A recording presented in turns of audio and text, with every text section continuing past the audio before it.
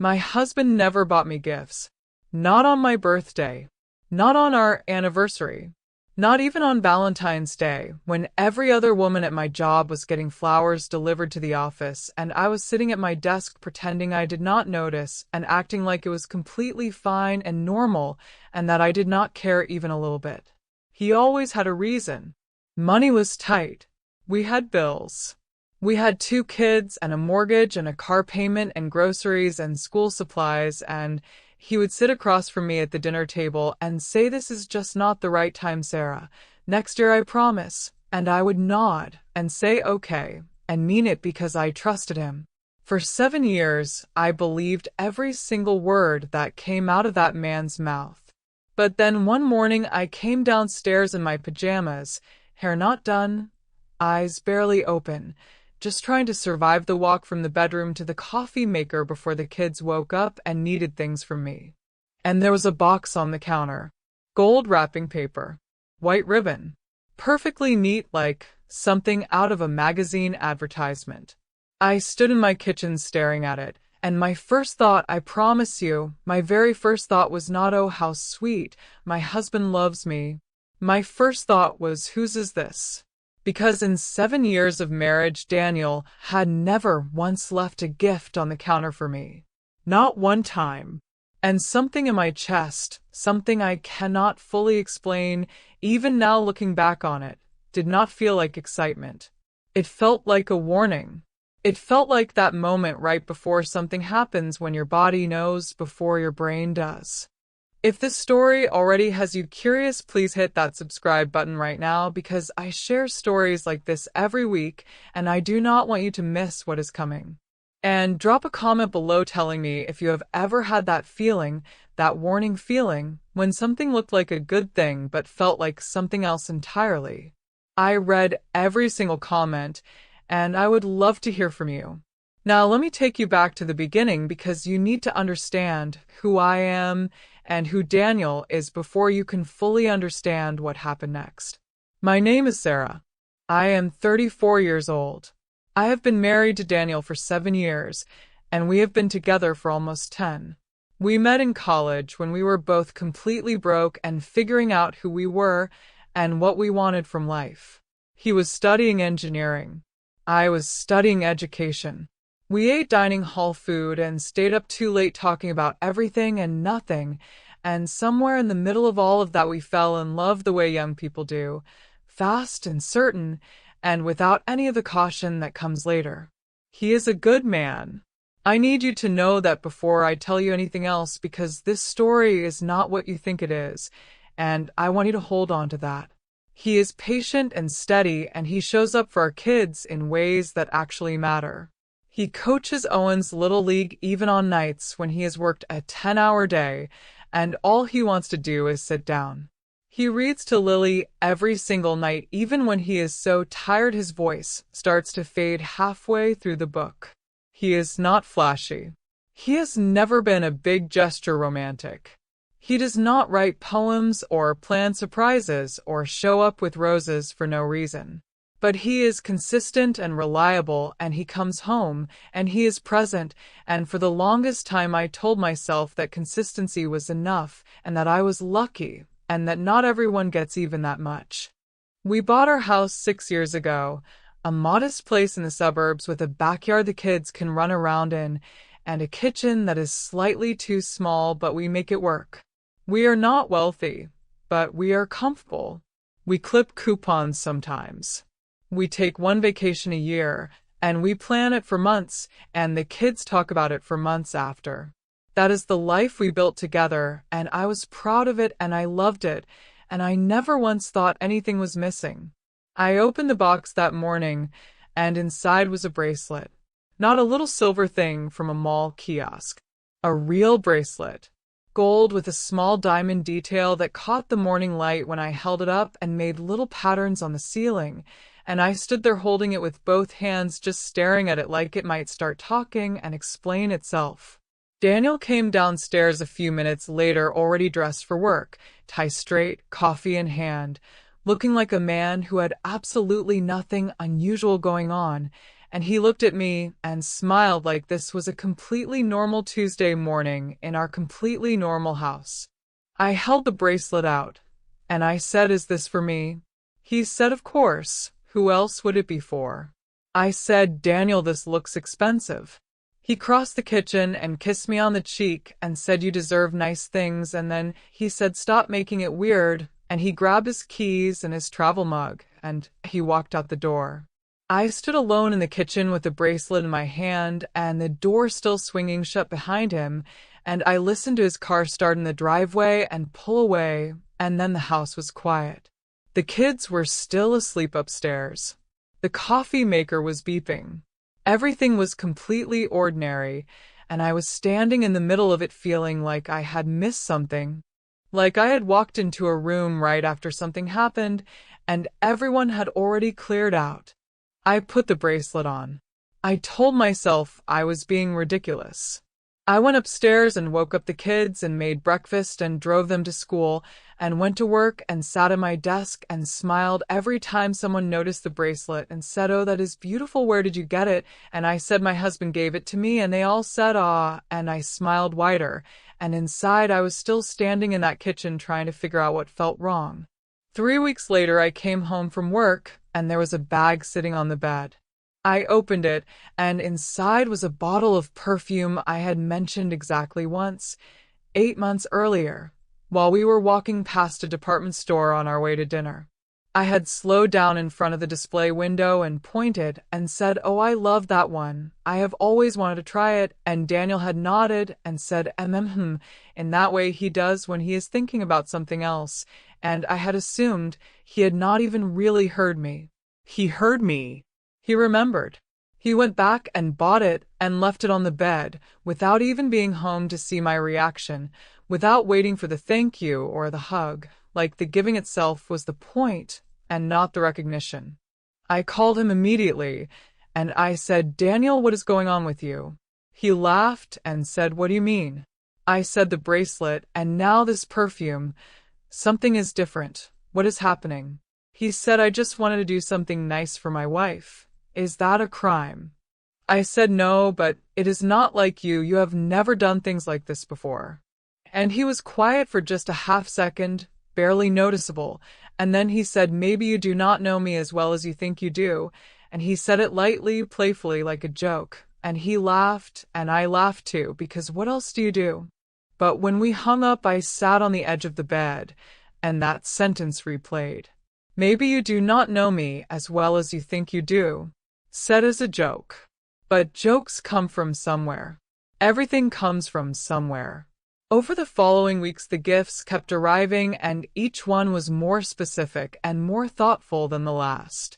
A designer handbag I had seen on a website once and looked at for maybe 30 seconds before closing the tab and telling myself to be sensible.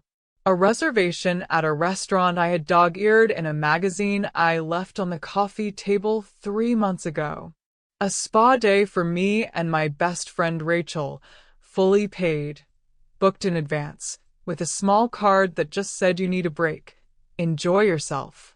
Each gift showed he had been watching, listening, paying attention in ways I did not even know he was capable of. And each one made me feel something I could not name and could not shake. I know exactly how this sounds. I know there are women who would switch lives with me without hesitating. I know Rachel laughed when I told her and said, "Sarah, that is called a good husband, congratulations." But here is what I could not explain to Rachel and could not fully explain to myself. Daniel had not changed in any other way. Nothing else was different. He was still coming home around the same time, still watching the same shows in the evenings, still saying the same things at dinner. His personality had not shifted. He had not become suddenly warmer or more open or more willing to talk about feelings. He was the same man in every way except that expensive, thoughtful gifts kept appearing around our house. And that gap between the gifts and everything else staying exactly the same was what I could not stop turning over in my mind. Because when someone who never tried suddenly starts trying very hard, there is always a reason. Always. People do not change their behavior without cause. Something made him change. And the question that took up permanent residence in the back of my brain, the one I tried to quiet and could not, was what is he trying to make up for? What happened that I do not know about? What is this covering? I started watching in a way I never had before, in 10 years of knowing this man. Was he on his phone more than usual? Yes, but always with a reason ready. Work email. Group chat with the guys. Fantasy football lineup. Was he leaving earlier and coming home later sometimes? Yes, but there was always a project, always a meeting running long, always something that made perfect sense when he explained it. Was he acting guilty or nervous or different in the way people act when they are hiding something? No. That was the strangest part. He was not acting guilty at all. He was acting good. Better than good. He was acting like a man who had decided to be the best version of himself and committed to it fully. But I noticed small things. When his phone buzzed in the evenings, he would glance at it and then place it face down on the table. Just that one small gesture that people do when they do not want you to see the screen. I noticed that twice in 1 week he offered to put the kids to bed on weeknights, which he almost never did because bedtime with a 5-year-old and a 3-year-old is an athletic event, and both times after the kids were settled, he went to another room and made a phone call and came back after 20 minutes saying it was work. None of these things were evidence of anything. Each one had an explanation, but together they had a shape, and the shape was making me feel cold in the middle of summer. I talked to Rachel at the spa on the day Daniel had booked for us. We were sitting in the big chairs getting pedicures, and I lowered my voice and told her everything from the beginning. Every gift, every phone moment, every small shift I had noticed. She listened without interrupting, which is not like her, and when I finished she looked at me and said, "What does your gut tell you?" I said, "My gut tells me something is wrong." She said, "Then something is probably wrong." She did not tell me I was overthinking. She did not dismiss me or try to make me feel better with easy words.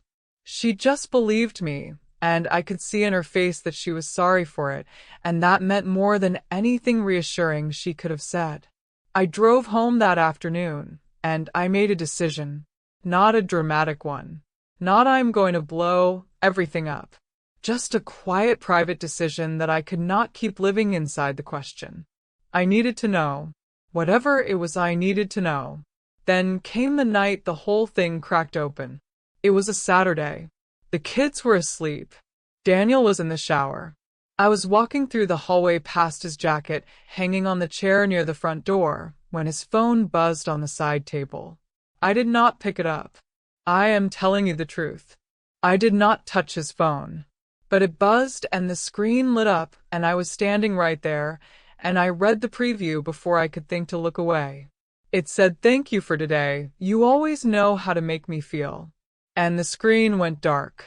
I stood in the hallway, and I did not move. The shower was still running. The kids were still asleep. The house was doing all its normal house sounds, and I was standing in the middle of it feeling like the floor had become something uncertain under my feet. I thought about every gift. I thought about every early morning and every late evening and every phone placed face down and every call taken in another room. I thought about the bracelet and the perfume and the handbag and the spa and all the thoughtfulness that had never existed before and now suddenly did. I thought about maybe you do not know me as well as you think you do. And something in me that had been holding on carefully for weeks finally stopped holding. The next day Daniel left for what he said was a site visit. The kids were at my mother's house. I was alone, and I sat on the couch for approximately 4 minutes telling myself I was not going to go looking before I got up and went to the filing cabinet in the second bedroom we use as an office. I was thinking about something Daniel had mentioned about a month before all of this started, so casual I had barely registered it, that his company was switching to a new reimbursement system and setting everyone up with separate cards for work expenses. He had mentioned it at dinner, and I had said okay, and passed the salad and forgotten about it completely. I went through the filing cabinet, and in the back behind our tax documents and the kids' school papers, I found a bank statement I had never seen before. A personal account in Daniel's name only. Not our joint account. Not a work account. His personal account that I had not known existed. I sat down on the floor right there with my back against the wall, and I went through it line by line. Every gift was on it. The bracelet, the perfume, the handbag, the restaurant, the spa, every single one. But there were other charges too. A hotel in the city on a specific night. He had told me he was at a work conference 2 hours in the opposite direction. Restaurants we had never been to as a couple, multiple times over several months. Charges I could not immediately identify or place. And then I turned a page, and a receipt slipped out from between 2 sheets and fell into my lap. A receipt from a jewelry store dated 6 weeks earlier. For 2 items. The first item was the bracelet now sitting on my wrist. The second item was a necklace. I have never owned that necklace. I have never seen it. I do not know where it is. I sat on the floor of that room, and I held the receipt in both hands, and I felt something I still do not have a clean single word for. It was not sadness alone, and it was not anger alone. It was the feeling of a life you thought you understood rearranging itself in front of you piece by piece, and you cannot stop it, and you cannot look away, and you cannot go back to not knowing. 7 years. 2 children. 1 receipt. 2 items. 1 bracelet on my wrist, and 1 necklace somewhere I did not know. I called Rachel, and she answered on the second ring, and before she even said hello, I said I found something. She said I am coming over. She sat with me at the kitchen table and looked at the statement and the receipt, and she held my hand and did not say anything dramatic and did not tell me what to do, and when Daniel's car pulled into the driveway, she looked at me and said, "What do you need?" I said, "Stay." She stayed. Daniel walked in with a little bag from the bakery down the street, croissants for the kids, completely normal, and he saw Rachel and looked surprised, and then he looked at me and his face did something quiet. He set the bag on the counter slowly, like he was being careful with it. He said, "Are you guys okay?" I said, "Sit down, Daniel." He sat. I said, "I found the bank statement." The room went completely still. He looked at the table for a long moment, and when he looked up his eyes were already red, and he said, "It is not what you think." I said, "Then tell me what it is." And he told me. His mother had been sick for 4 months. Something serious. She had been going through treatment, and it was not going well, and he had been driving to see her and paying for things her insurance would not cover, and he had opened the separate account because he did not want to fight about money when things were already stretched, and he did not want to scare me, and he did not know how to say any of it out loud, so he just kept going alone. The hotel was a night she had been admitted suddenly, and he had stayed nearby so he could be at the hospital at 6 in the morning. The restaurants were lunches with her on the good days when she felt well enough to leave her house and wanted company and wanted her son. The message on his phone, "Thank you for today, you always know how to make me feel," was from his mother. He had visited her that Saturday. He had brought her flowers and her favorite pastries, and he had sat with her for hours, and she had sent him that message when he got in the car to drive home. The necklace was her birthday gift. He had bought it the same day he bought my bracelet because he had been standing in the jewelry store thinking about the 2 women he loved most in the world, and he had wanted to do something for both of them on the same day because he was scared and he did not know how much time there was left, and he wanted them both to have something beautiful. He said, "I have been buying you things because I am terrified, and I do not know what to do with how scared I am, and when I look at you and the kids I feel so much, and I do not have words for any of it, so I just go by something because it is the only way I know how to say it without falling apart. He put his face in his hands, and my husband, this steady, quiet man who had not cried in front of me once in 7 years, sat at our kitchen table and wept. Rachel left quietly about an hour later. Daniel and I sat on the back porch after the kids were asleep, and it was dark and the neighborhood was quiet, and we did not talk for a long time. We just sat. I thought about every conclusion I had drawn, every story I had built in my head, how certain I had been, how close I had come to walking out of that hallway with a version of events that was completely wrong and treating it like truth. It scared me more than anything else that happened that day. Not because I was wrong, though I was, but because of how fast the fear made the story. How quickly I looked at a receipt and decided I already knew exactly what it meant.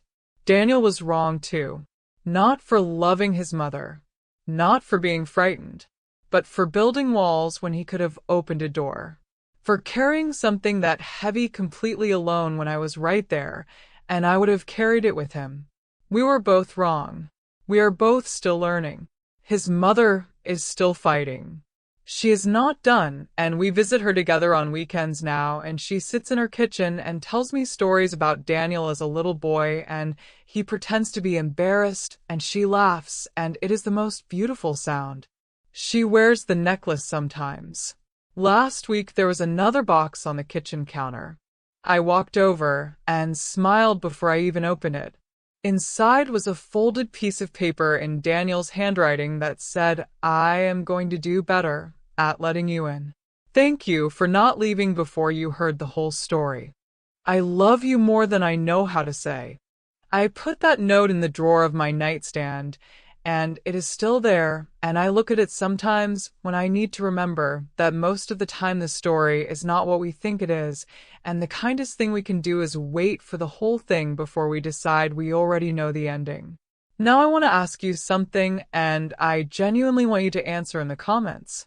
If you were me, sitting on that floor holding that receipt, what would you have done? Would you have confronted him right away? Would you have packed a bag first? Would you have called a lawyer before you even said a word to him? Would you have waited longer?